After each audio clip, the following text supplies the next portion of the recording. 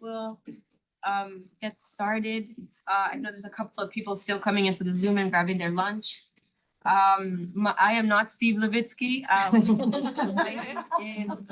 you might be able to tell, I am Yanilda González. I'm an assistant professor of public policy over at Harvard Kennedy School. And I've been a participant and collaborator on this seminar, along with, of course, our fearless leader here, Claudia Lopez. And I'm delighted to take over for Steve moderating today's conversation. A couple of logistical notes. Primero es para quien necesite interpretación en español. Se lo pueden encontrar en el icono de globo en donde dice Interpretation en Zoom, y ahí pueden encontrar el canal en español. Just informing folks about Spanish language interpretation, which you can find in the little globe icon in Zoom. Today we're going to, as I said, this is the second session in the seminar, which is really seeking to understand this kind of joint challenge in Latin America of providing security while also respecting and abiding by democratic norms. The rise of figures such as Nayib Bukele has, of course, brought these questions to the forefront. So in last session, we talked a lot about kind of the nitty-gritty organizational piece of police organizations. How do you structure them, as well as broader laws, to ensure that we can create police forces capable of providing security in these complex contexts, as in many Latin American cities.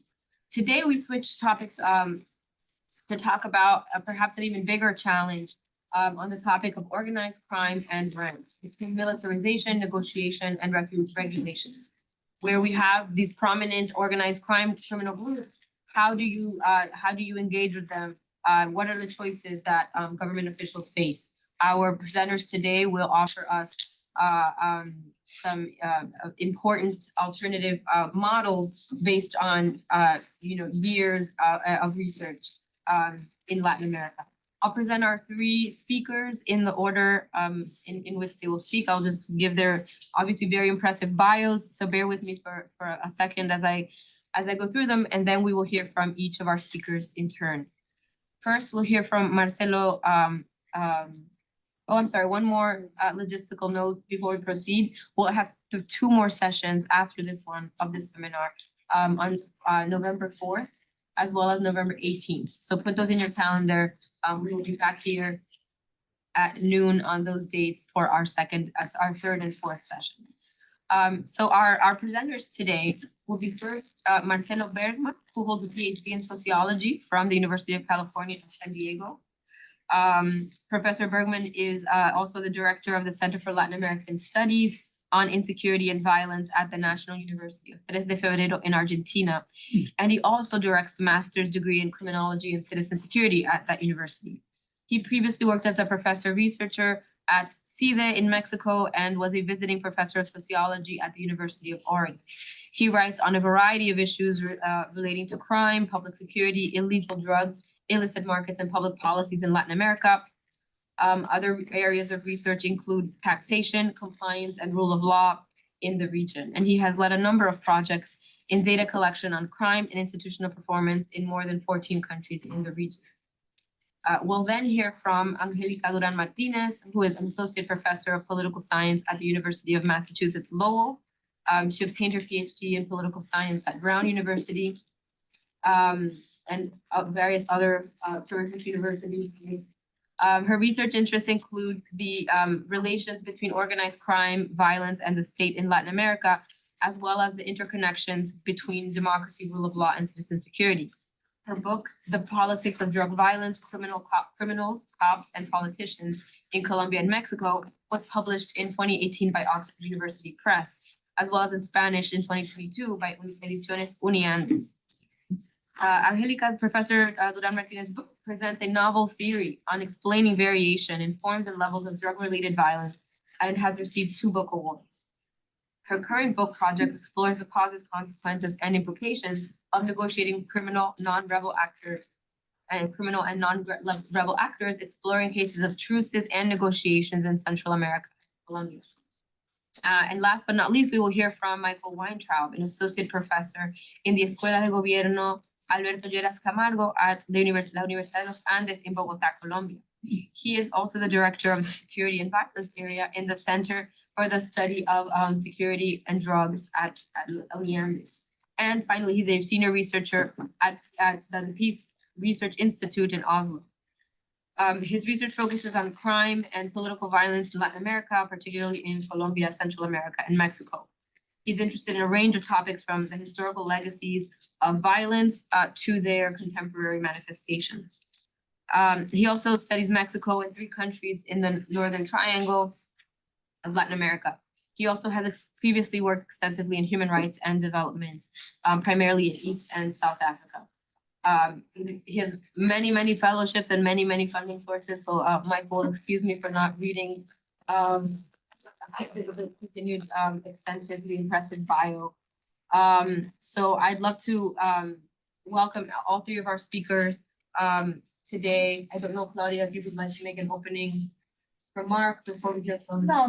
Just thank you so much for everybody, for those who are able to come, for those who are joining online. Thank you so much for joining this 4th seminar series about the challenges of democratic governance and security and justice provision in Latin America. As you can see today, as in the first session, we have a terrific 3 speakers. So let's listen to them that we're gonna learn. Thank you so much to them. Yes, absolutely. And so first we'll hear from Marcelo, Professor Bergman, please. Well, thank you very much, dear. Can you hear me? Yeah? Yeah. Yes. Okay, all right. Well, it is great to be back at Dr. Class. I was a fellow there in 2021, and I come often to the seminar, so it's great to be back with you and with so many friends that are online. We were asked to talk about illegal markets and organized crime and their impact on criminality in Latin America, and particularly discuss strategies to engage with criminal organizations. To do so, I believe we must understand what we really mean by rents and illegal markets on the one hand, and what type of actors, that is to say, the type of criminal organizations we are dealing with. I will argue that the type of arrangements between illegal markets and criminal actors, I will call it crime equilibrium, will dictate the best approach to deal with organized crime. So in the first part of my presentation, I will briefly make some remarks about markets and actors. And in the second part, I will discuss strategies and guiding policy guidelines, I would say. So I will go to the program, the presentation.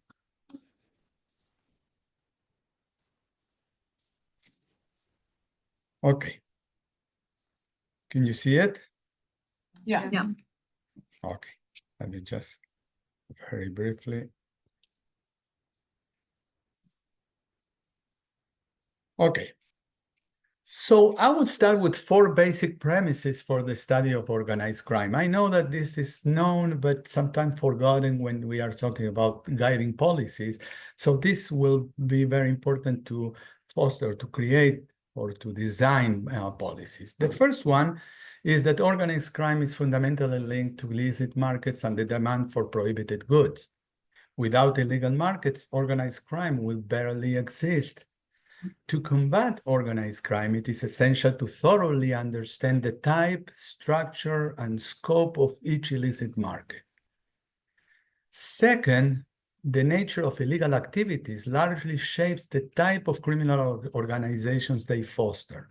So it's not the same the type of organization illegal mining produces with respect to drug trafficking, to car thefts, and so on. Each type of activity generates different type of organization. Some illegal markets are highly organized, while others are more fragmented. The third premise is that criminal organizations are typically rent-seeking and capitalistic in nature, yet they may form structures beyond mere profit maximizations, evolving into identity-driven groups like the PCC in Sao Paulo, the Maras in Central America, mafias type of groups, and others. And the fourth premise, basic, is that strategies to neutralize organized crime can rely on either enforcement methods or market-based approach, such as reducing the price differential between legally and illegally sourced product. Of course, I'm not talking about mostly on drugs because drugs are illegal all the way, but certain things come from illegal activities like stolen cars, parts of stolen cars, or illegal mining, etc., and they enter legal market. So reducing the price differential between the legal and illegal will create incentives to not pursue criminal activities. Let me give you some sense of what we are talking about. And particularly, I'm not talking about drugs, not because they are not important. They are very, very important. This is the most lucrative type of criminal activity. But there are others, and very, very important. For instance, illegal mining in Peru is estimated that produce $2.6 billion per year. Car thefts in Latin America produce a business of $3.5 billion a year. Gasoline thefts in Mexico, the famous Huachicol, produces estimated loss for Pemex in excess of $3 billion every year. 8% of the population in Latin America report that their mobile phones have been stolen. Of course, most of them come back to secondary markets in other countries or in other schemes, but this is a successful business. Extortion and paying for protection are reported by 10 to 12% of the adults over the last year. And a conservative estimate for human smuggling, particularly from Mexico and Central America to the United States, produce at least $3.1 billion per year for the cartels or groups or small units that smuggle these people or attempt to do that. Metrics are complicated for measuring organized crime. The organization Global Crime or Global Initiative, I'm sorry, they produce some metrics based on experts' analysis and expert surveys. We know that these are complicated methodologies, but at least it gives us a sense of what's going on. And you can see that there are many other than drugs, there are many other markets that produce a lot of activities. On the right side, you will see scores that go from 1 to 10, this is the expert assessment of how much they influence criminality in Latin America. And these scores in Europe are around 3 or 2. In Latin America are about 4 or 5. Of course, cocaine is the largest one, and cannabis as well, but there are others very, very important, like arms trafficking, human trafficking, and of course, kidnapping and others. These are the type of criminality they produce, the type of insecurity they produce. The difference, the scores with the plus are the difference between 21 and 23. But most of that, as you can see, most of the countries of Latin America, with the exception of Uruguay, are above 5, which depict a very serious very serious problem of criminality. The first 5, Colombia, Mexico, Paraguay, Ecuador, and Honduras, are among the top 10 worldwide in this score. I forgot to tell, the Global Initiative runs this exercise or this project for 180 some countries. I will pass on this, also on this. So let me talk a little bit about bands and groups and gangs. Well, this sometimes people think about criminal organizations as big structures, sort of corporate type of enterprise with tens of thousands of people working under the leadership of a few bureaucratic offices or bosses. And this is not the case. Most are replaceable units and structure that are linked through networks, and and they either specialize on certain activities or provide services to larger organizations. This is a very fluid, very unstructured type of organizations. There are literally thousands of bands and groups in the region. And they proliferate in response to a growing demand for products of illicit origin. In Mexico, for instance, there is a good work being done by a colleague, Prieto, Rafael Prieto, that he has estimated that if all narcotraficantes kind of business will coalesce in one single company, they will constitute the 5th largest company of Mexico, after Pemex, Walmart, FEMSA, I do not remember the 4th one, but drug dealing will be the 5th. So you can imagine this is very large, but there are very, very different type of organizations. The most important thing, and it's the last sentence that probably summarizes part of my argument, is the Latin American countries face the greatest challenges when crime diversifies and gangs proliferate. The problem is there, it's very, very serious. I will get back to this.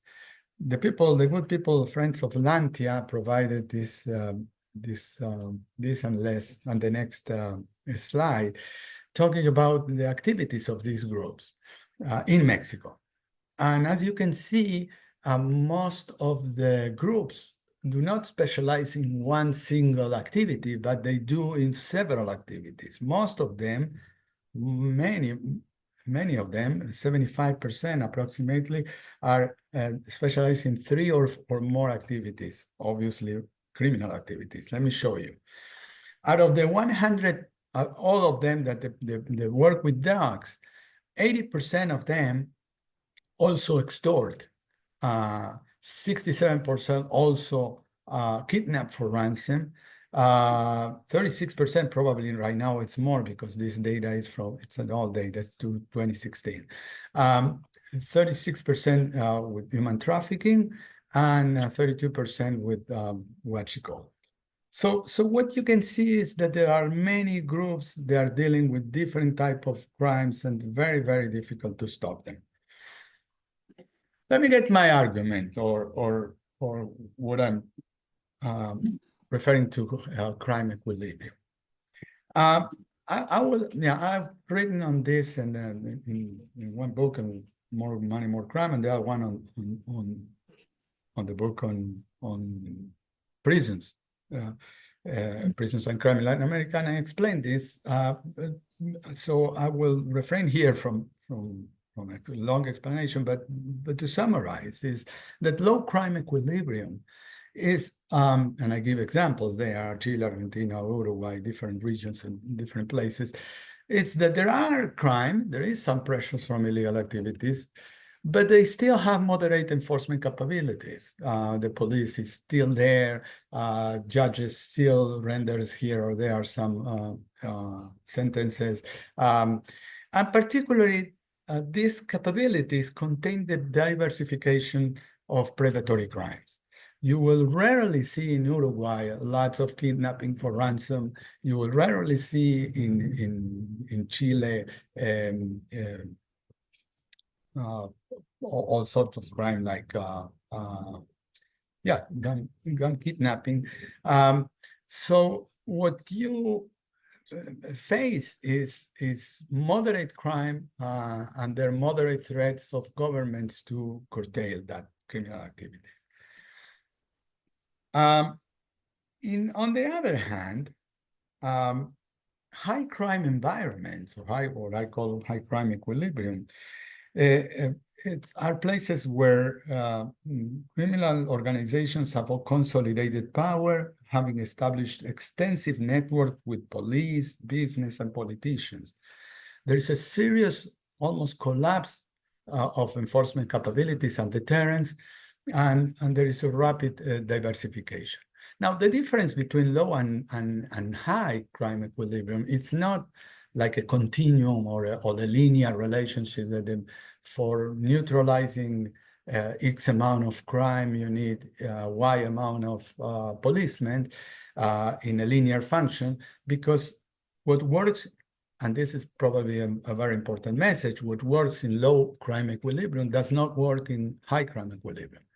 And another important point is that it's extremely difficult to come back from high crime equilibrium to low crime equilibrium. There are a few examples, but most of them, even if you really improve a lot of efforts, results are meager. Take the example of Colombia, that Colombia has invested an enormous amount of resources and capacities and still has more than 20%, 20 homicides per 100,000, still a very high number.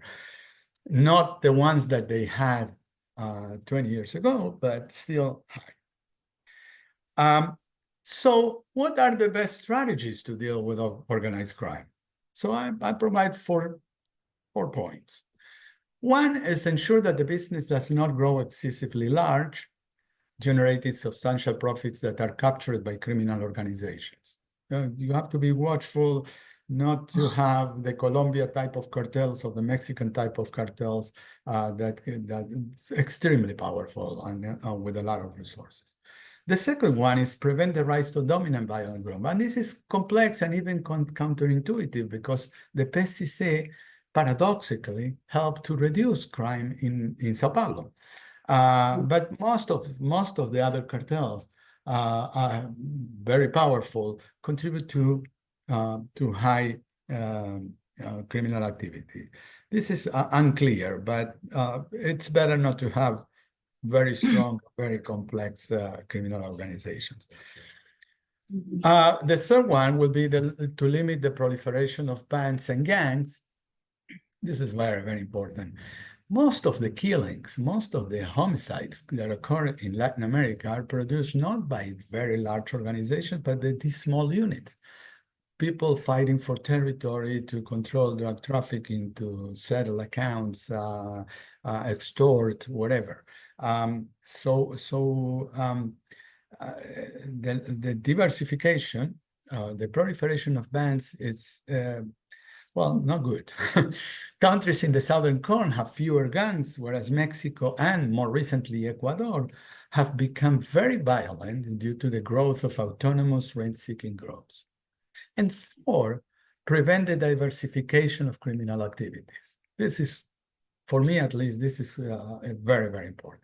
As deterrence weakens, we know, in high crime environments, there is large rates of impunity, extremely large, and that incentivate contagion and imitation and all kind of problems that make the reduction of criminality very, very hard.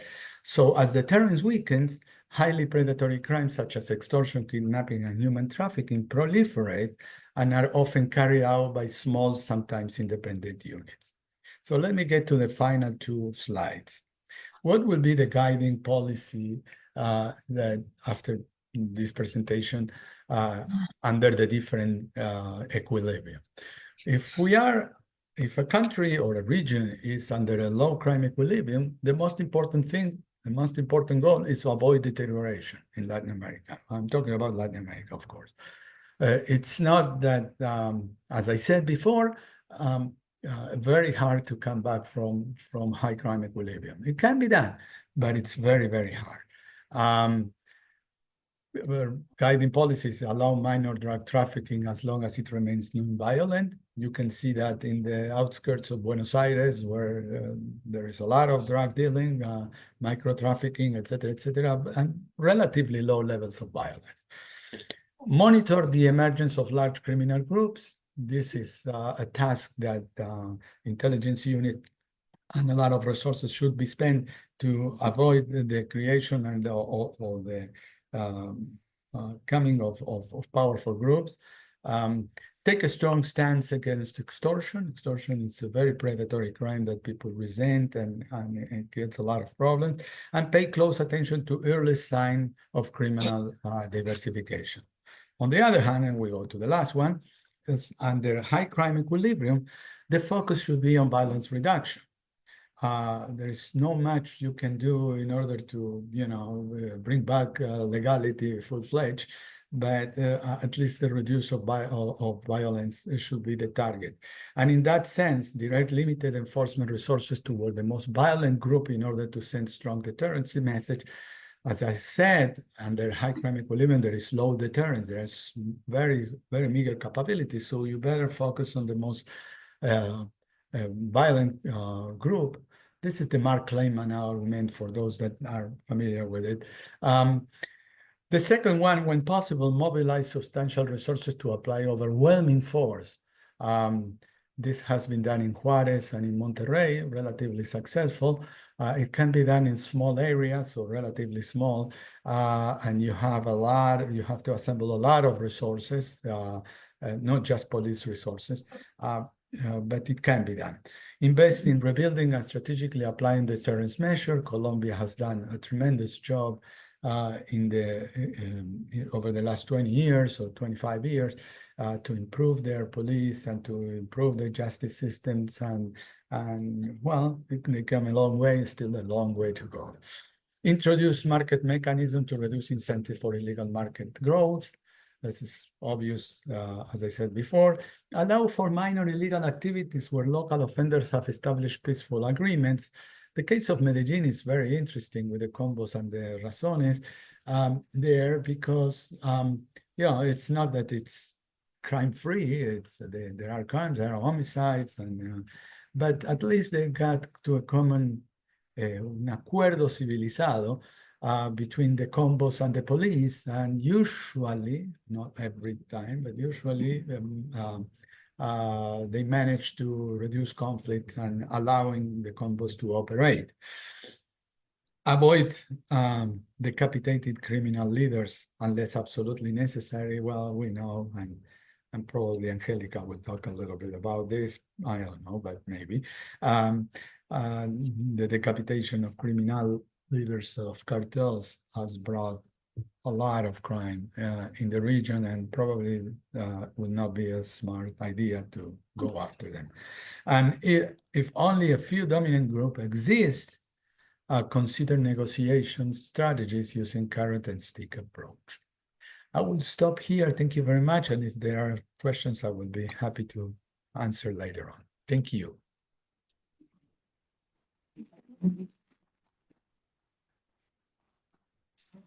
Thank you so much, Marcelo. It's really a fantastic and very provocative statement and argument. So we're going to discuss it later on in the Q&A session. Now we're going to go to our second speaker, a dear friend, a grand scholar, Angelica.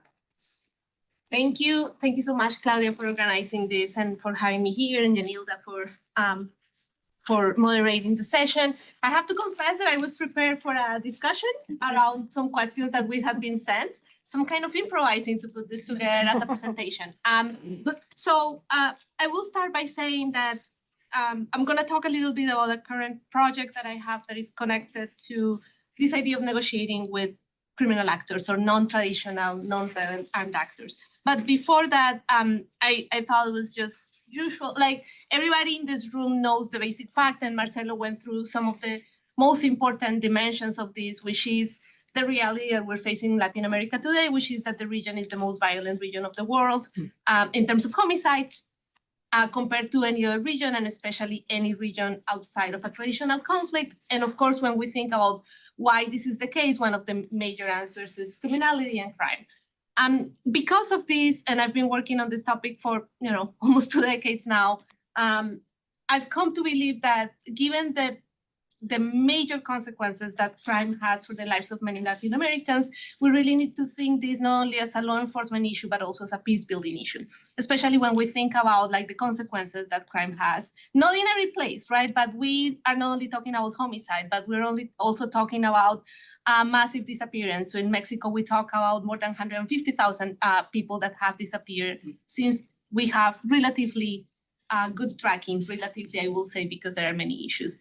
We also have internal displacement. In El Salvador alone, in 2018, it is calculated around 35,000 people were internally displaced because of crime. Of course, El Salvador, Mexico are some of the most prominent cases, but this is also something that we have seen increasingly around the region. And as Marcelo has brilliantly showed, like we're also seeing it in cases that have high levels of state capacity. So because of these large consequences that crime has on the lives of people, I think that of course we need to think about it as a law enforcement issue, but we also need to think about it in many cases as a peace building issue and how it affects the lives of people around Latin America. So a couple of things to consider also when we, and I will say today, since I've been doing research on this, people have always talked about like crime is increasing, crime is becoming more of a challenge, and that's always the case. And when we think historically, the problems that we see in many countries have historical roots that go back 2 or 3 decades. But I will say in the past 5 years, we have seen, I think, some dynamics that I think are relatively newer. Those have to do with more clear diversification of criminal markets and a more clear diversification of drug trafficking routes. So more countries today than before are locations for the transit of drug trafficking, but also see all sorts of criminal activities.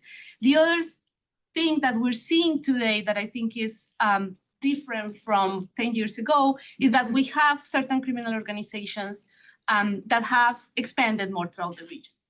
Now, I will say that this is always something that we need to take with a grain of salt. And if there is something that we desperately need in the region today, is a good understanding actually of to what extent and what's really criminal migration and what's other source of posturing. And what I'm talking about specifically is organizations like El Tren de Aragua or PCC that have expanded, and I do think they have expanded. But they are very different organizations. And many times media really obscures our understanding of that, because with the Tren de Aragua, for example, there is kind of an outsourcing element, but it's also a posturing element, right? It's not uncommon to find low-level criminals throughout the region that I will say that there is Tren de Aragua, that they're part of the Tren de Aragua, but they are not really part of the Tren de Aragua. And this is what's reported. So I'm just saying with a grain of salt that there is diversification and that we really need to think about more about this, because it is an issue and it's more than it was before, but it also tends to be clouded by bad reporting. So those are some of the dynamics that we see today that I think are very important to consider. So in the past few years, I've been trying to understand what I separate as public-state criminal negotiations. As a controversial option to reduce violence. And you see here the picture that's probably familiar to many of you, which is the truce between the 2 main gangs in El Salvador, the MS-13 and the Barrio 18. The public truce that occurred in 2012 reduced homicide rates by about 50%. And after that reduction, this idea of maybe negotiating with non-traditional criminal actors kind of started circulating in the discourse. I will say right now, also because of El Salvador, we see a completely different public discussion, which is like more mano dura again. But basically, I've been, prior to this project, I had been working a lot on understanding violence in illegal markets, and particularly drug trafficking. And a big part of my prior work was to look at how relations between states and criminal actors can increase or reduce levels of violence. And collusion, as we know, is a very important part in the operation of criminal actors, as Marcelo was saying.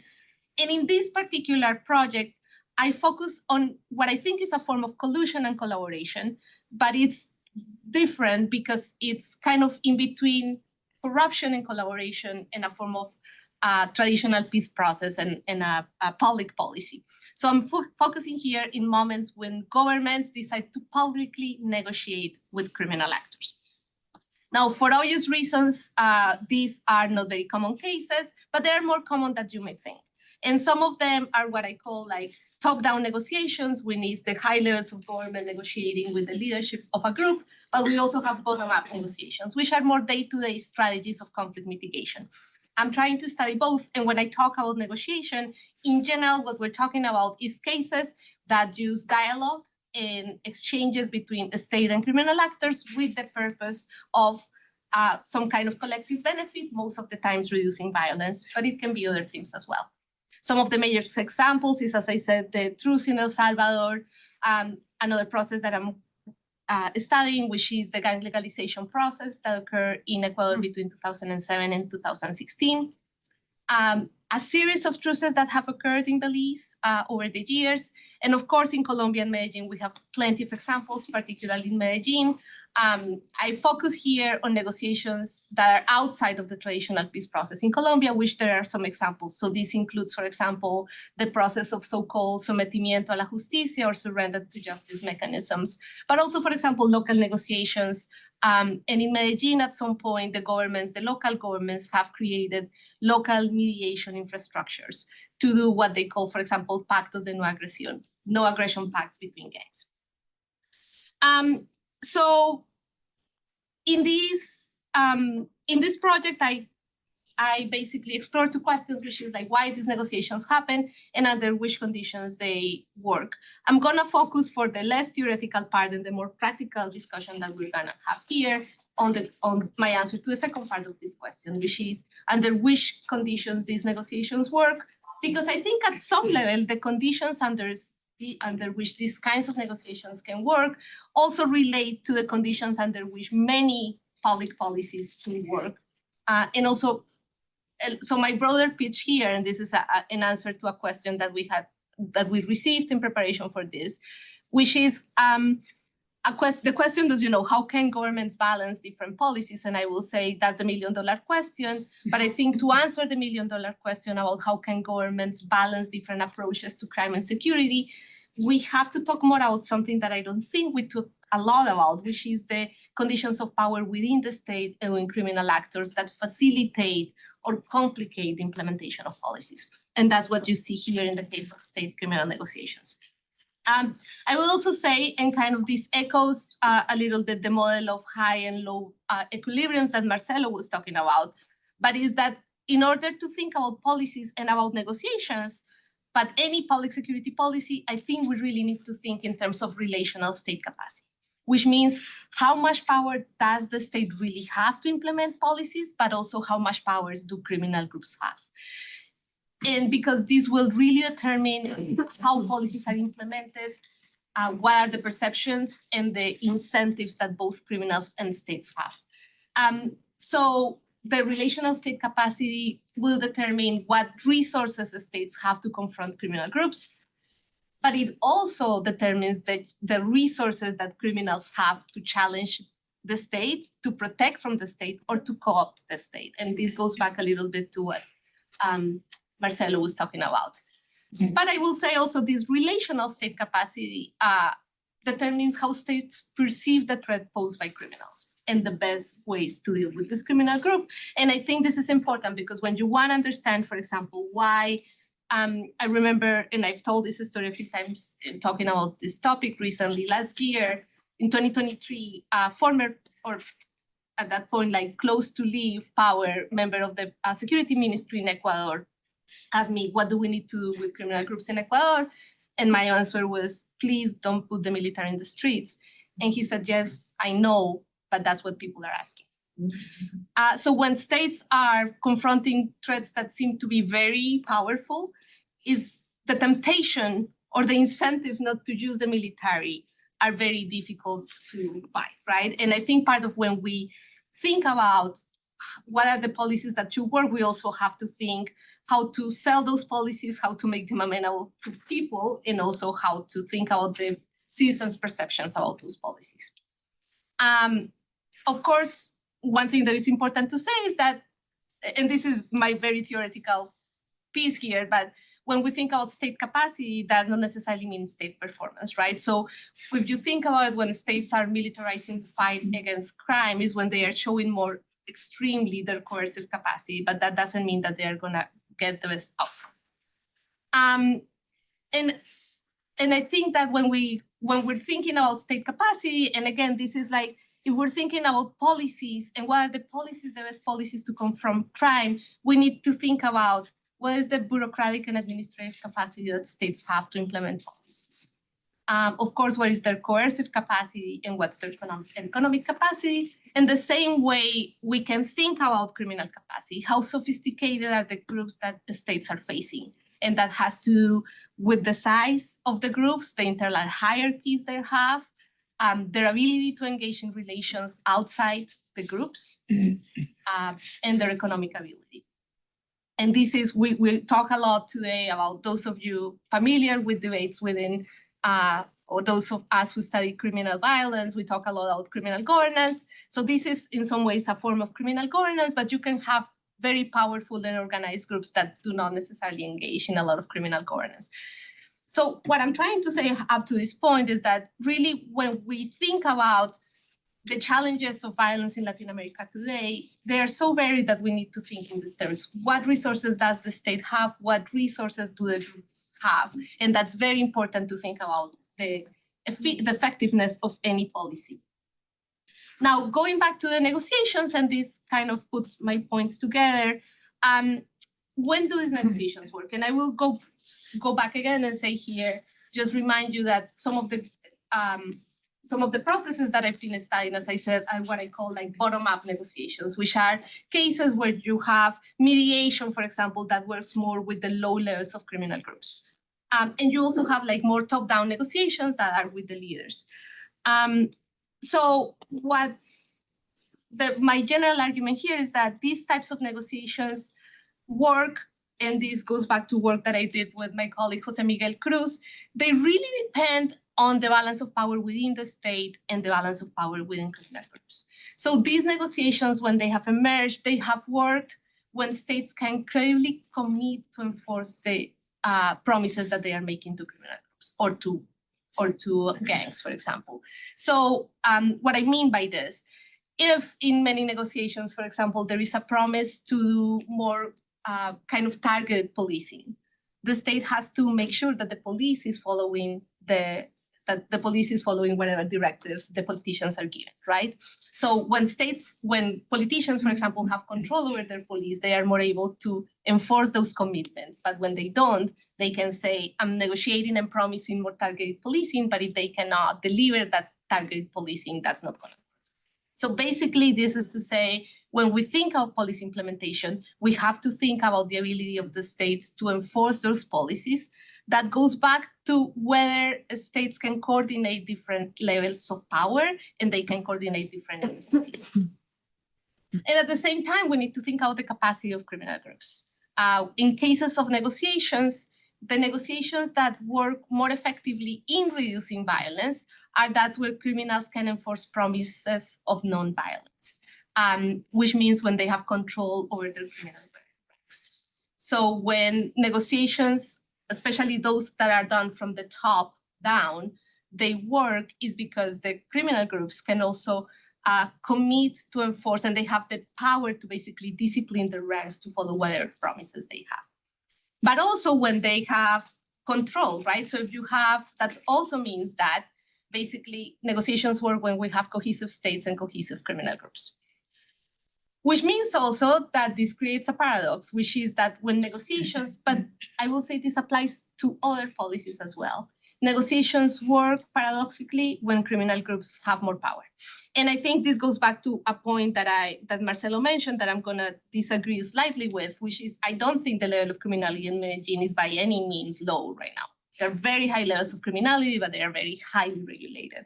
And that has been achieved partially because the groups have these very clear hierarchies and clear control in their territories, and that allows promises to enforce promises, particularly on nonviolence.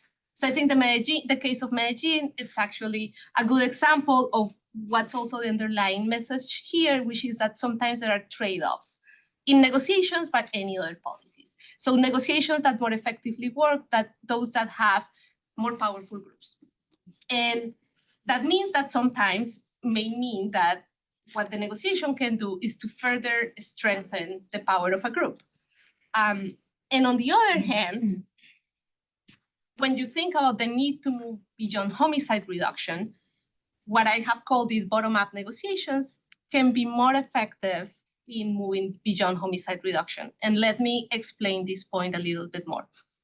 A lot of the negotiations that occur or mediation between criminal groups are done at the local level, and are done by, for example, civil society organizations or local institutions that mediate conflicts between gangs. Those local level processes tend also tend to engage more with the lower ranks of criminal groups. And if done properly, they go beyond simply telling people not to use violence and connect more to starting changing the incentives and engaging with more complex incentives that lead, especially the lower ranks of organizations, to engage in criminality. These lower level processes are much more effective in engaging with those incentives and creating kind of more sustainable incentives for people to refrain from engaging in criminality and violence, but they tend to be less effective in showing up in large scale homicide reductions. So what I'm trying to say here is that sometimes some of the processes that are more effective in going beyond homicide reduction in kind of tackling the complexity of local criminal activities, they tend to be very local. And because they are very local, they are more difficult to scale up. Whereas the processes that are from the top and are easier to scale up, they can show easily an effect, like reducing violence, but they are less likely to engage or to lead to tackling other aspects of criminality and violence. And then again, like I think Medellin is a good example in that it has been very effective in reducing homicides. But over the years, it has created more challenges in actually going after criminality, and there are very high levels of extortion. So some of the activities that still exist in Medellin affect the population extensively. Some of these may be easier to tolerate, right? And the state needs to make some decisions about certain things that may be tolerated. But the thing here is that there are trade-offs in implementing these policies.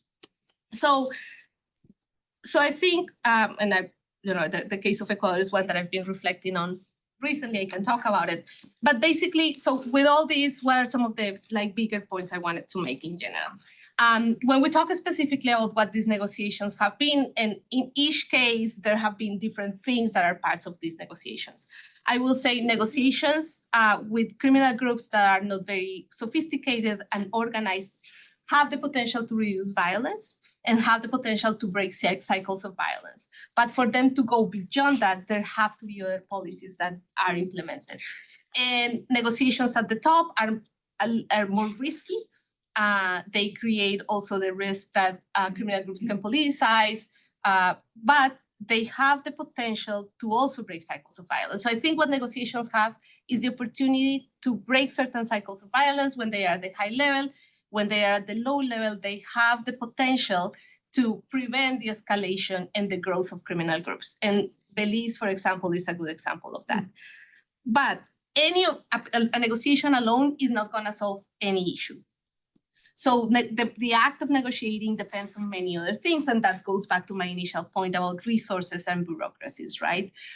So negotiations don't work if there is no stakes, as Marcelo will put it, like if there are no sanctions for promises not being delivered, both for the states and for criminals.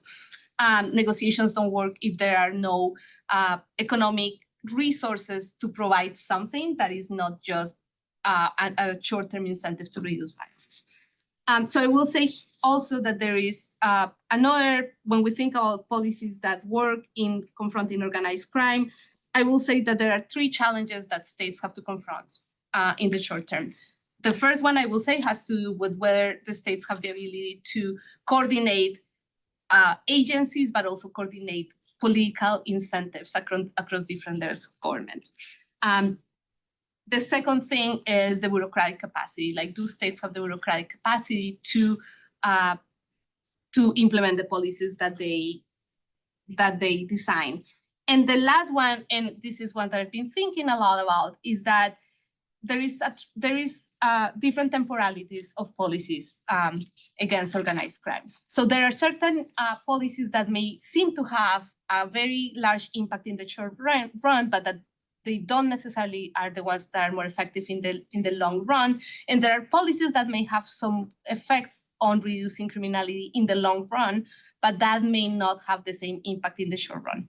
That creates challenges for politicians and electoral incentives, right? One of the reasons why militarization is an appealing policy option right now is because even if they are not effective in the long run, they give the sense that there is a quick response. And I think that's the biggest challenge, really. Whereas certain policies that may be effective in the long run, if they are sustained, they are not going to have that ability, and they're much more difficult to explain and to show. So I think that one of, just to close up here, I will say the challenges beyond negotiations when we think about policies against crime have to do with electoral incentives, right? Like how to create the incentives to maintain policies beyond one government period.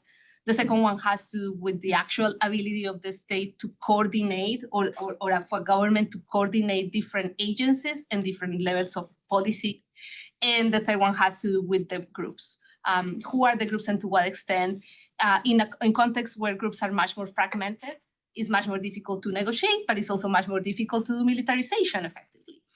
So when groups are more fragmented, there are a lot of difficulties in implementing both militarization and negotiation. So I think those three levels of policy, or those three levels of things that we tend to think less about when we're talking about policy implementation, are actually very important in policy design. So I will just close by saying that I think when any government is discussing security policy, part of the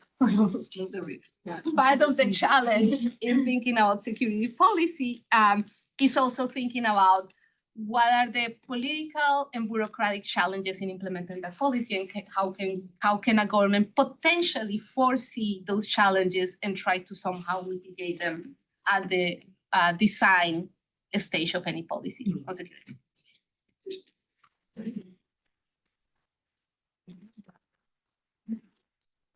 Thank you. And last but not least, another fantastic friend and scholar, Michael Weintraub, will speak us. Perfect. So thanks so much for the invitation. I'm a little bit nostalgic seeing everybody in person there at CGIS. I was on sabbatical last semester there at the Kennedy School and had a great time learning alongside Claudia and Yanilda and others that are seated around the table. So I'm going to be a little bit rebellious with my 15 minutes. I won't go over the 15 minutes. I'm very gringo in that sense. On the front end, I want to kind of take a step back and ask a big picture question that I think is kind of looming over this whole panel, but I think also kind of connects with the really excellent presentations that we just heard from Marcelo and Angelica. And then towards the end, I'll try to get much more practical and specific about what states can and should do to attack organized crime. So the big picture question is basically this. So what is it that we're trying to achieve when we design public policies to combat organized crime? So is it mostly about reducing violence? Is it mostly about slowing the recruitment of new members into criminal groups? Is it about reducing the rents that these groups tend to capture? Is it mostly about creating a more effective judicial system to prosecute and jail criminals and members of these organizations? I think it's important because these goals are not just all over the place, but oftentimes conflict with one another. So it's really useful to underline some of the potential conflicts among them, because it might help us figure out a way forward. So I'll just give you a couple of examples of how these different goals could come into conflict with one another. Some Angelica just mentioned, or at least one Angelica just mentioned. So one common approach involves communicating to criminal groups some illegal behaviors that the government is willing to tolerate. It could be the case of, small-scale drug sales, while setting red lines about what they're unwilling to tolerate. And this is often called conditional repression. This is at the heart of focused deterrence interventions. And so while the approach basically tries to limit violence, it also comes with a number of risks. It could reduce homicides, but it also could induce criminal cooptation of the state, because selective enforcement of the law necessarily opens the door to corrupt police officers or corrupt politicians kind of using the selective enforcement for their own personal gain. And so what seems like a short-term win, and this is kind of something that Angelica just mentioned, could erode rule of law in the long run, which would naturally undermine the broader fight against organized crime. Another example of how these different goals could come into conflict with one another: when the state targets criminal rents by ramping up drug seizures, which basically limits supply, we could inadvertently increase the street value of those drugs, the value of territorial control within those markets, and this could naturally intensify violence. The same would go for killing or imprisoning drug kingpins, which is something that I think Marcelo mentioned, which would foment this intra and inter-party struggles. And these are just like a couple of examples, two among a myriad that we could probably come up with, about how our goals aren't just undefined or murky or confused, but also how we do what we do to advance these goals can actually be self-defeating. And I think when you layer on top of that the political considerations, some of which Angelica mentioned, making tough decisions on public safety and organized crime can actually jeopardize your electoral future. The outlook is pretty depressing, right? And so I think my first task, as I was trying to think about how to attack these questions, I think is to define what I think the goal of combating organized crime should be. And I settled on something that's something like what we think about with harm reduction in the public health literature, right? So rather than trying to eliminate the underlying phenomenon, typically in public health, we're talking about addiction, we should be focused on reducing the negative externalities that organized crime generates. And so some of these externalities are super visible and obvious, and we've talked about a couple of them here today, like violence and corruption, but others are actually more invisible and really insidious. So this could be like foregone tax revenue from markets that the state has failed to regulate, or how the violence that organized crime generates creates public demand for populist authoritarians, which is kind of the broad category of things that we've been talking about in the seminar series. And so to use kind of the language of economists, with apologies to all those who hate economists, I think we should think about this as like an optimization problem, right? So we've got multiple criteria of things that we want to achieve. There are inherent trade-offs among them. And we want to try to get kind of the right mix where we maximize the good stuff and we want to minimize the good stuff. This is awfully difficult to achieve, I think, and the devil's in the details. But I think, and this is kind of the transition to my more practical side of what I wanted to mention today, my hunch is that we should be focusing on small policy changes rather than big, grandiose reforms. But those small changes should be able to generate relatively large outsized effects, okay? So that's like two things. So small changes, excuse me, capable of generating big reforms. And we want these small changes that generate big effects to be incentive compatible for politicians. So in other words, we're looking for for policies, excuse me, that would help rather than hurt politicians win elections, right? So they have a genuine desire to propose and implement them. And this is a really tough thing to do. I'm not saying that it's an easy thing to do. And I'm going to give you some detailed policy proposals that I think might, not in every context, but in some contexts, might kind of fit the bill. So first, I would try to reduce the rents that are associated with some criminal activities while limiting the violence that these actions sometimes cause. So obviously I'm based here in Bogota, and so I think a lot about illicit crops, illicit coca cultivation.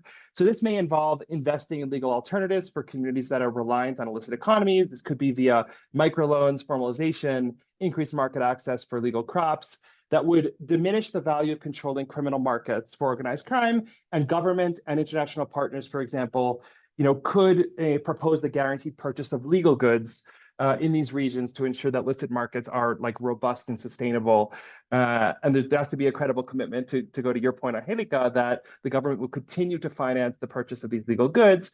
But that's something. In urban areas, not in rural areas, I think it's crucial to intelligently regulate informal markets with that face significant demand. So here I'm thinking about like gambling, adulterated liquor, informal transportation, microlending, basically what we call gota gota here in Colombia, that could generate similar effects, basically taking some portion of the criminal rents away from organized crime and allowing the state to do a better job of regulating those spaces. Okay, so now imagine that we've regulated or we've reduced a little bit the rents to criminal activity.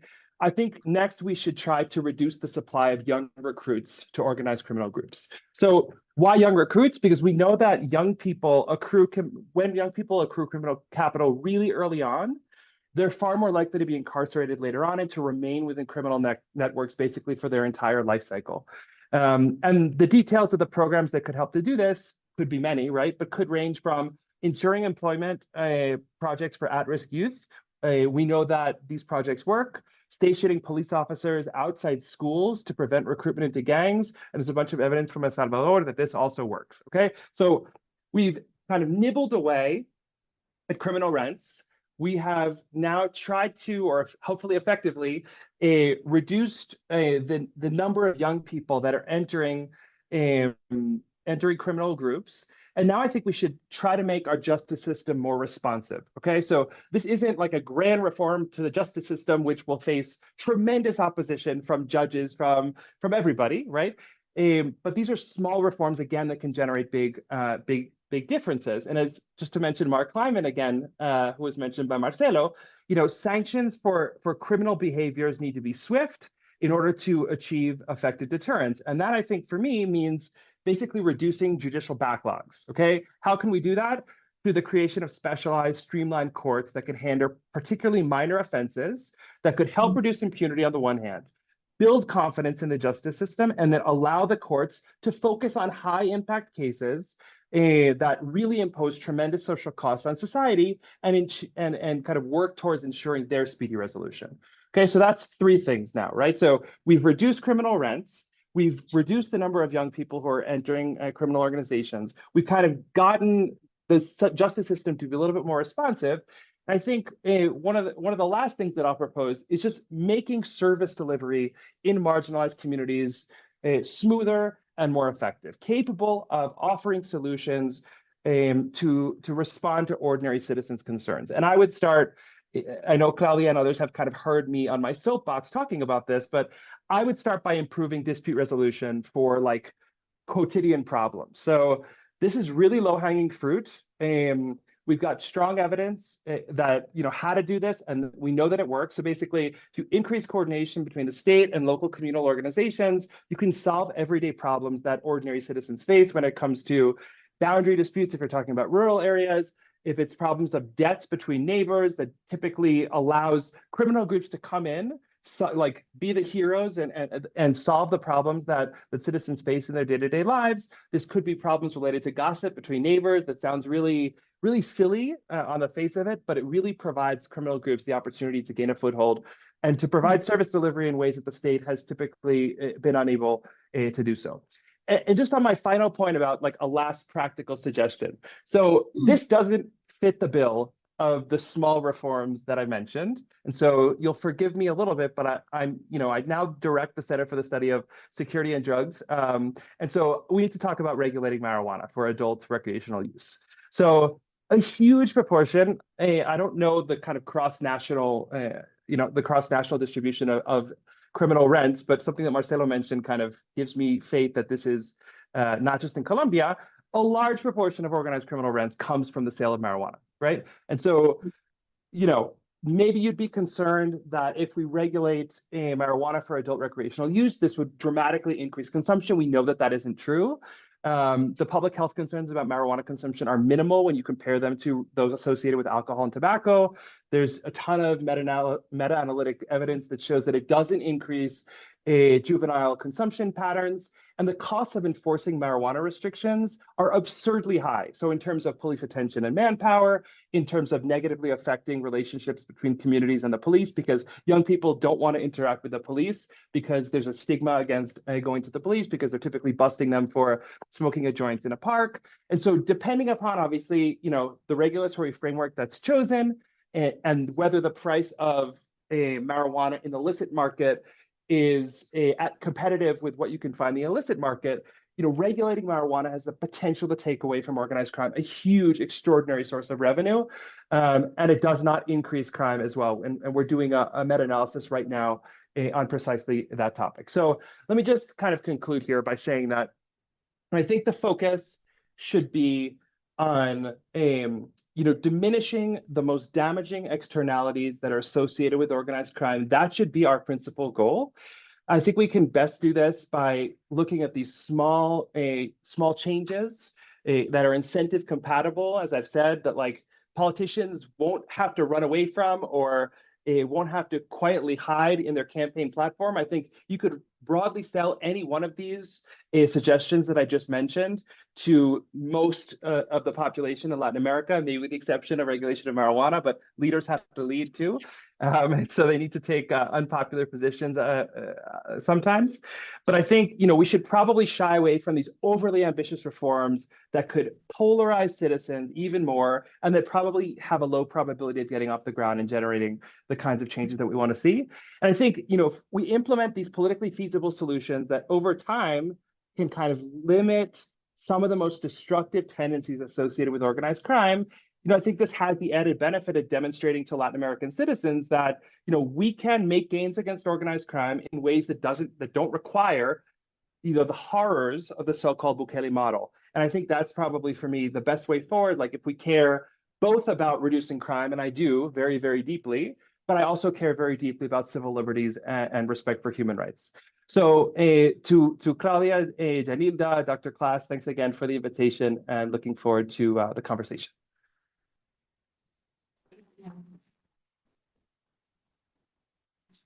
Well, fantastic. We are still have time for some discussion and questions. So somebody want to start? Yeah, we have 1, 2, 3, 4. So let's start with this one. Right. Hello, I'm Karen Feinberg and an alum of a program called Risk and Prevention within the School of Education at Harvard.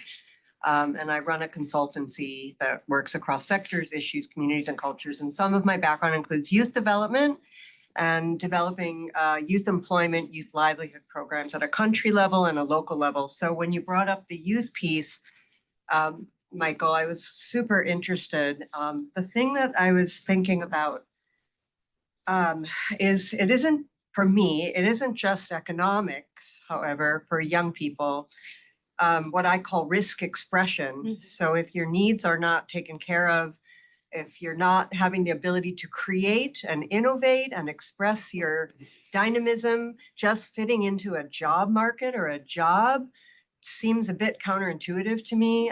Just briefly, I worked with a cyber company, and while I was selling their product, I was thinking about who are the hackers, why are they hacking? And I started interviewing independent game designers just intuitively because they're hacking, but in a more creative way. So how do countries develop more sustainable and creative approaches to youth employment that can fulfill not just an economic opportunity, but an identity development, creativity, et cetera, et cetera. So that's one. Let's pick up another one. Yeah, my question is for Angelica. So you talked about the importance of kind of coordination within, I think, like law enforcement in terms of thinking about how negotiations being successful. And I was curious, because this is something that Veronica and I have been working on in Venezuela. To what degree does it matter there's police buy-in? So I think these are two separate issues, right? There's coordination issues and then there's like police buy-in. And so I'm curious if you've seen police buy-in anywhere on the one hand, and then, how does variation in terms of police buy-in on these negotiations matter for their success? The third. Thank you. And congratulations, Angelica, for your new book and for the ones to come. Yeah, one of the things that I was thinking when I heard the different interventions, where is a collective action? Like, for example, Arias deal with that issue on how people had been able to sort of co-opt in some way at the local level some of the group's actions and negotiate too. And so my question, I guess, in that sense is, what can be done in order to, I would say, enhance that capacity of negotiating and learning from that process of negotiating the local level from people in the residences or neighborhoods. The other thing that I wanted to point it out, and in some way it goes to your first intervention, is there is something I call the Midas effect that make some legal product or legal markets illegal, or in some way incorporated them into the illicit markets. It's the case, for example, of aguacates, avocados, limones in Mexico, how they have become part of. So my question is, we are talking about different type of trafficking merchandise, but what about those that, in other words, anything can become part of the illicit market. And so we need to look at how that dynamics, what is the dynamic and what are the conditions that allows those markets that are legal and that are profitable for normal people, ordinary people, then become co-opted by illicit groups and violent groups. And that's what I call the Midas effect. And finally, I wanted to understand, how can you explain the upsurge, the sudden upsurge of the situation in Ecuador, for example, and even Haiti? I mean, we know that Haiti has special conditions and everything, but sudden, I mean, the whole scenario we have in Haiti right now came in many ways as a surprise. In terms of the capacity that these groups have to organize themselves and to confront the states and any of the organization. We know that Haiti is probably the extreme case, but just putting in related to Let's go with these three questions. Try to keep sort of focus one question so we can they have the chance to maybe Angelica. Yeah. Okay, so I'll start. I will say something briefly about youth, although I know it's Michael will probably have a lot to say. I will say I do a lot of qualitative fieldwork. What I found is that employment programs really need to understand who is engaged in those programs. There are many vulnerable kids across Latin America that are not ready to go into a 9-to-5 job. And those are probably the ones that are more at risk of becoming like the ones that are. So if we really want to think about recruitment, those employment programs have to have something else. Because if it is just employment, I don't think it works with a sector. And Claudia and I were talking about it. I mean, these are benefits that everybody should have, right? Whether they're at risk or not. But if we're really thinking about the kids that are most at risk, and in many cases in Latin America, their contact with criminal organizations or gangs can start as young as 5, right? When by the time they are 17, they're not ready. They don't want to go in the job market. They don't believe the job market. They don't believe the 9-to-5.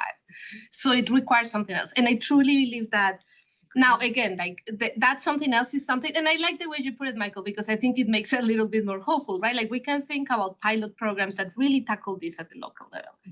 And I think that gets to one of your points, Lilia, which is I think that that's where local organizations matter a lot because they're the ones who really understand who's in their territories, who they are, how advanced they are in their criminal careers, how amenable may they be to, maybe some of them wanna work, but there are others who are very far away in an addiction problem. With what they need first and foremost is addiction treatment and not a job. But the people who know that are really very local. So I think at some point in Cali, a dear colleague of mine, Alberto Concha, tried at some point to think about how do we garner all these organizations and start bring them in to kind of coordinate, just being kind of facilitators. I think in the end, there were some limitations in doing that. But if bureaucracies can think about becoming facilitators of underground organizations and think about how more effectively articulate without necessarily stepping in, but kind of garnering some of the resources that these organizations have, will probably have more effective, because there is not, I agree with Michael that we have a lot of evidence of things that work, but at the same time, we also have a lot of sorts of examples of things that may have worked and didn't. And sometimes that has to do with these much more complicated incentives on the ground. So I think thinking in terms of pilot programs and initiatives and the things that you can really get to the nitty-gritty of these complicated incentives. To Becca about police buy-in is really hard, and especially when we talk about corruption. However, I think, and I'm sure like all of us in this table have at some point also run into police officials that may want to do the right thing. And you kind of have to identify them. That's one thing. Ecuador, and I put like an asterisk in Ecuador because depending on who you talk to in Ecuador, they may give you a very different version of what I'm gonna say right now, and it's a success, but I think it was. When the gang legalization process started in Ecuador, there was a whole process of community policing, and the police eventually agreed that part of the program, part of the initiative was that they were not just going to go and capture and arrest kids that were just hanging out in a park because they were just hanging out there. And there was but that was, they didn't like it at first, but then there was a whole process that led them, and we have the foremost expert of police reform here, so Yanilda may have a lot more to say here than me, but I do think that sometimes you can find that I've been thinking of kind of bureaucratic islands of excellence, like kind of identifying allies in organizations, because it's very difficult to think about this at a large scale in a whole police agency, especially when corruption levels are very high as in Venezuela, right? But I do think when there is kind of, it's not impossible. I think that the police sometimes can buy into these programs, but at the same time, they also have to have something in return, right? Mm-hmm. So I do think that when you took the enforcement power completely away from the police, that's when they're less likely to buy into this. I don't think that you can completely say, you're just not gonna repress anything, you're not gonna capture, there has to be a much more kind of balanced perspective. And just to give, the media aspect, that's very interestingly, and I think that has to do with territorial control and governance, right? Like when the groups become bigger, they start like kind of capturing other markets and I do think, I will just put an asterisk here for a discussion. I think that one of the things that I see as new in Latin America in the past 5 to 10 years is that a very complex learning process between groups. So I think that some of the things that we're seeing popping up, like the gota gota, like these like predatory loans, are actually processes of learning processes. Like groups see that in other places in Latin America, groups are doing this and getting money out of it, and they start doing it. So I think there is also that dimension to this criminal diversification. Mm-hmm. Okay. We have one more question here. Yeah. I think you wanted to respond. Yeah. Either Marcelo or Michael wanna add something? I mean, if you give me a chance to talk, I will always talk. This is very dangerous. This is a really good point about kind of the sense of belonging that young people need. And we know from a huge literature in sociology that one of the core reasons why people join armed groups, gangs in particular, at the local level, is precisely because they lack kind of systems of belonging. And so I agree that the purely kind of economics approach to income generation is insufficient, but is necessary. That's kind of how I would frame it. And so the question is, how can we provide economic opportunity for young people in places where it's not just that they need new systems of belonging, but there also are cultures that lionize particular kinds of political leadership. So like the local narco is seen as a leading figure in the local community. And I think that is actually a really difficult problem to solve. Transforming social norms around who's viewed as a leader and who is valued is a really underappreciated challenge for us in Latin America. But I'll stop there. Okay. Marcelo, there's anything you want to add? No, thank you very much. No, I don't think I have much to say. I believe that there's a couple of questions. Yeah, this is a couple of questions next for you here. So all right. Just wait for your turn. Listening to these fascinating presentations and thinking about solutions, I'm wondering if there's a difference between, Marcelo divided LCE and HCE, but I'm wondering if there's a difference between countries where these groups are homegrown and consolidated between countries that are transit routes. And I'm thinking in particular of the case of Costa Rica, which may be a case study in if you can prevent huge takeover criminal organizations before they devour the country. So that's one. And we have a couple here in the online people who is following us today. We have a fantastic, like almost 70 people online is following the seminar. So let's bring their questions here. For example, Miguel Samper from Colombia, and I have sort of a shared question on that is, how can we deal, for example, with organizations, Marcelo, that are not hierarchical, strong, they sort of cannot deliver in the negotiations because they don't have such a hierarchical order? Or on the other hand, what in high crime equilibrium environments, as the one you mentioned, Marcelo, what could be sort of admissible in a negotiation with these organizations, so that you don't end up in the outcome that you recommend to prevent, which is from them strengthening territorial control and diversifying their criminal ranks. So how do you actually engage in a negotiation with them that prevent the undesirable outcome to happen? There is another question maybe related to the one we were discussing about the youth discussions here before, and is what about examples, for example, of cognitive behavioral therapy with communities? The person here, Michael, mentioned, for example, examples in Chicago. And I will add one more question on my side, which is,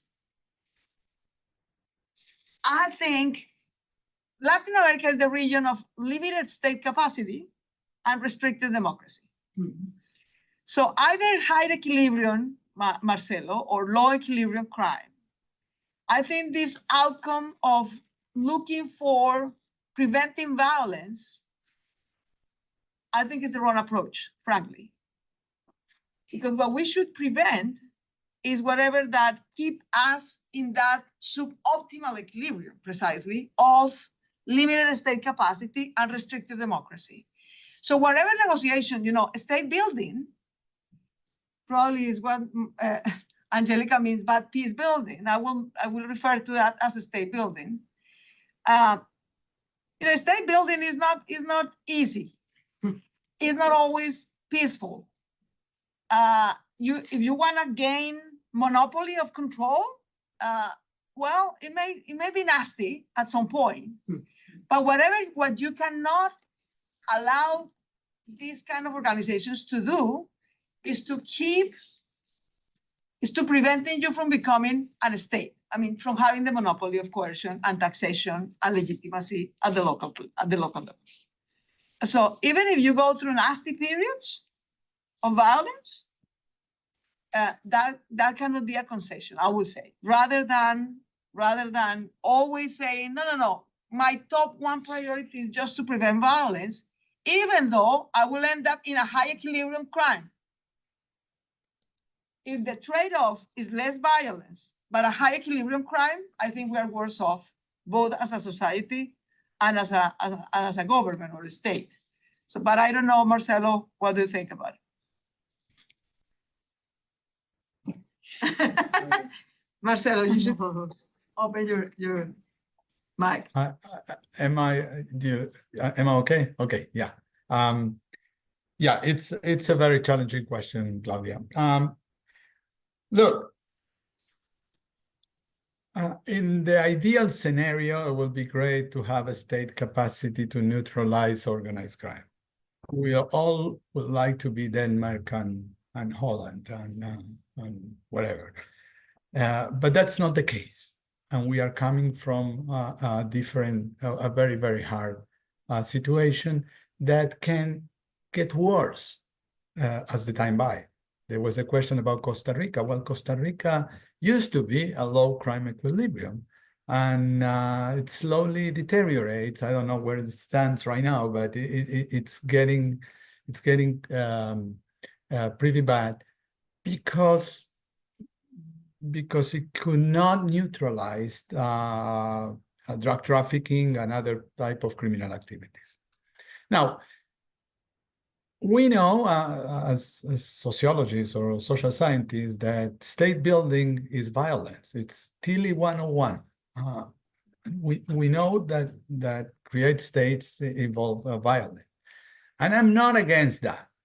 I will, in the ideal world, I would like to have a state capacity to crack down these organizations. This is the ideal scenario, but we are far away in different countries. We are far away. What I'm trying to say is that, and I said that it's not a linear relationship.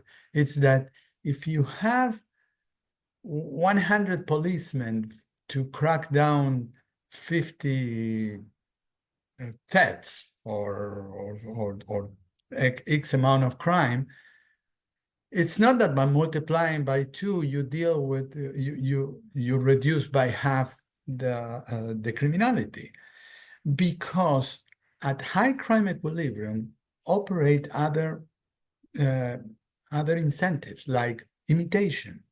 People, you are talking about youngsters. Youngsters look around and see that usually nothing happens when you go and rob, or you hit, or you kill, or something.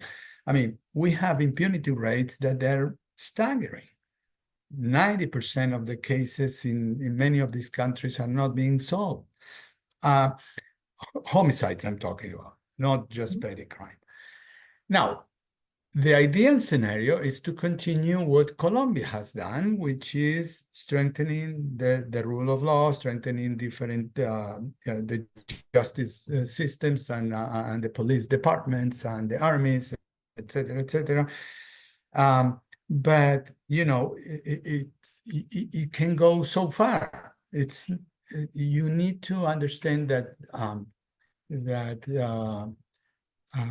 under high crime equilibrium, what I call high crime equilibrium, things can get out of control pretty rapidly. Now, take the case of Sao Paulo. Sao Paulo had in the late 90s. I'm not in favor of that, but will finish with the case of Sao Paulo. Sao Paulo had 50 homicides per 100,000 in the late 90s. Very high, extremely high. They have today 10. Why they have 10? Well, there are different debates on that, but of course, the PCC has contributed because the state has outsourced it to the PCC part of the conflict resolutions. I'm a favor of that. No, I would like the state to do that. But in the meantime, as the state creates stronger deterrence, you need to find solutions in the meantime, mientras tanto. And in mientras tanto, you need to find some sort of total solution. So to finish it up, it's always important to have strong deterrence, and states should build and always should build strong deterrence capacities. Yet, in the meantime, you cannot let things to fall apart completely. That's my whole point. So I'm not far away from your take, but I think that we have to be creative in the meantime. Michael? No, I mean, Claudia, I think you and I are broadly in agreement here. I guess we maybe disagree about some of the trade-offs that this involves. So I think the loss of legitimacy that can come from violently creating the state can produce medium-term costs that are significant. And so I guess, again, I actually don't think we disagree, but I think that the trade-off is very real. And so the question is, again, how do we build the state, even if it involves violence? And by the way, when we talk about building the state, we're not just talking about territorial control. I mean, we're talking about a set of service provision vehicles that allow for people to recognize who is the first stop, who will provide you with something when you have a problem. For me, that's like the definition of state building. It's not, do you see a police officer on every corner? Because those two things may be complementary, but one doesn't necessarily precede the other. So what worries me is just thinking that this is all guns blazing, repeating a set of mano dura policies that over the medium term can actually delegitimize the state and make people less likely to want to interact with it. I think that's the delicate balancing act, because people won't pay taxes, for example, to use one of your kind of metrics for state capacity. People won't pay taxes if they believe that the local or national government is illegitimate. And so I think we need to think about how best, again, to optimize among these different outcomes. Marcelo Desperate forgot something. Yeah, I forgot. I can talk hours about this because I have done a lot of research on prisons. I didn't brought up before, but I made surveys in 14 countries, including one in Colombia recently. and I just wanted to bring one of the evidences. Prisons can be good deterrence measures, but they can be counterproductive. What happens in Ecuador clearly shows that prison gangs are created in prisons to and that has created the bloodshed that we are all aware of. And sometimes prisons can be had for creating partnership between criminals. We just lock them in, and they create ways to coordinate between them. And then when they leave prison, they exploit more, or they create more. Actually, they're creating more criminality. So not always the mano dura or the tough policy is the one necessary. What I'm saying is the smart policies. I'm not proclaiming, I mean, prisons should be there and criminals should be locked, but we need to have smart policies that can reduce the incentive to go for violence, and hopefully with time, with better deterrence, I mean, disband all the criminal activity altogether. That's it. A final word for Angelica. Final quick words. So, I will say, and I talked about negotiations, probably I think that, as I was saying before, I don't think negotiating is always the answer, but more importantly, that negotiation alone, like many of the other policies that we talked about, is not, like, it requires a lot of complicated processes, bureaucratic implementation, measures, a lot of things, resources. I will say, if, let's say we're negotiating, I think the one thing that can prevent from further strengthening is that what is being negotiated is also something that benefits society, right? So I'm thinking in Mexico, there are people who have been trying to negotiate with criminal groups to do what? To try and find disappeared people. I think that's a benefit that is not the benefit neither for the government primarily or for the criminal groups, but is for the people. What was eventually the demise of the truce in El Salvador is that it reduced homicides, but it was not reducing extortion, right? I think that the 2012 truce in El Salvador had the potential to do a lot more if there had been more recognition of that extortion issue earlier on. So I think that's one of the ways. I agree we have trade-offs, which ones we tolerate.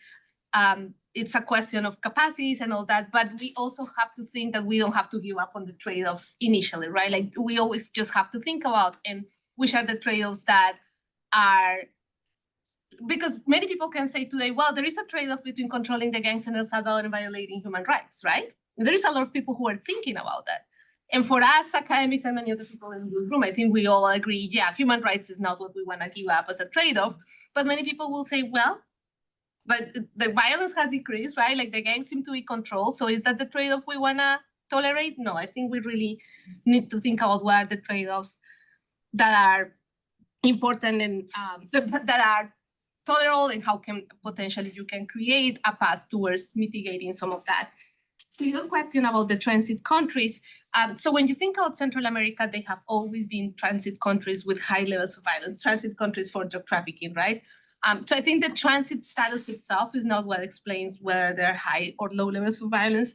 However, I will say, and this goes back to something Marcelo was saying, and we have been talking about mano dura, but I don't think we have said, like, clearly why it's a problem, right? One of the problems is when you start with mano dura early on, it sends the groups in a path to become more and more powerful and organized. So a lot of people talk about Bukele today and mano dura being effective, but don't compare to 2004 when, like, years of mano dura policies had the effect of having the gangs that we had today, which was in strengthening the gangs.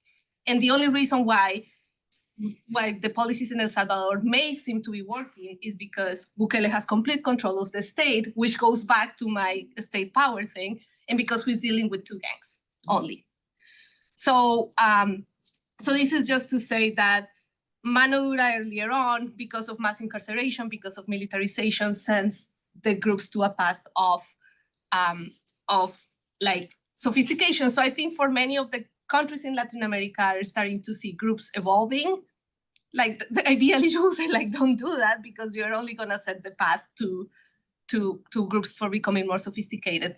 The real challenge is also when we think about where groups are more sophisticated already. So Mexico, Colombia to some extent, even though with all the progress that we have seen in Colombia, but still serious issues, you're thinking in Ecuador today, when those groups are already having control, the state is completely legitimized, it's much more complicated to break those patterns, right? But I think early on, not doing kind of prevents that cycle of escalation. And I will just stop by saying one of the countries that I've been studying, which is a small country, very small country, not many people pay attention to it, but is Belize. Belize high levels of violence is by no means a country that has an ideal security situation, has actually very high levels of homicide. But one thing that Belize has prevented is the gangs have never really like ballooned into highly organized criminal groups. I think part of this is the size of the country, but part of this is that even though they have kind of flirted with militarization and like extreme repression, they haven't really implemented it. And I think that kind of prevents the cycle of escalation from spinning out of control. So I will stop. There's a lot more to say. Oh, fantastic. Thank you so much for everyone and for the patience with the time. Don't please mark your calendar. Our next session, the third seminar, will be on November 4. We will have 3 terrific speakers too, Steve Levitsky, Gustavo Flores Macias, and Carlos Alvarado, discussing navigating populism, the future of democratic policy in Latin America amidst insecurity and inequality. So please make your calendar November 4th at 12. Thank you so much for everyone for being here. Thank you. Thanks, folks. Take care. Ciao. Ciao. Because of the immediate effects, I like it very much. Okay. I'm from Brazil. So I'm gonna use your name here. Thank you.